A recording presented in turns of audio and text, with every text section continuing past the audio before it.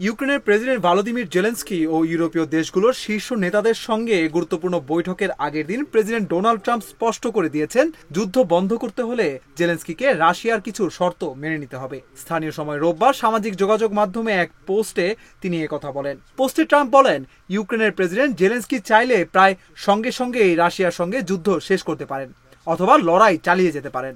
মনে রাখুন, এর শুরুটা হয়েছিল কিভাবে। ওবামার আমলে কোনো গুলি ছাড়াই ক্রিমিয়া চলে গিয়েছিল রাশিয়ার দখলে। আর ইউক্রেনের ন্যাটোতে যোগ দেওয়ার প্রশ্নই আসে না। কিছু বিষয় কখনোই বদলায় না। ট্রাম্পের এই মন্তব্যে ইঙ্গিত মেলে যে সোমবার হোয়াইট হাউসে বৈঠকে জেলেনস্কি প্রবল চাপের মুখে পড়তে পারেন। তিনি যে দুইটি শর্ত উল্লেখ করেছেন তা হলো ইউক্রেনকে ক্রিমিয়া ছেড়ে দিতে হবে এবং ন্যাটোতে না যোগ দেওয়ার প্রতিশ্রুতি দিতে হবে। সেগুলোই রুশ প্রেসিডেন্ট ভ্লাদিমির পুতিনের মূল দাবি। ইউরোপীয় নেতারা আশঙ্কা করছেন, হোয়াইট হাউসের বৈঠকে ট্রাম্প মূলত জেলেনস্কিকে পুতিনের শর্ত মানতে রাজি করানোর চেষ্টা করবেন।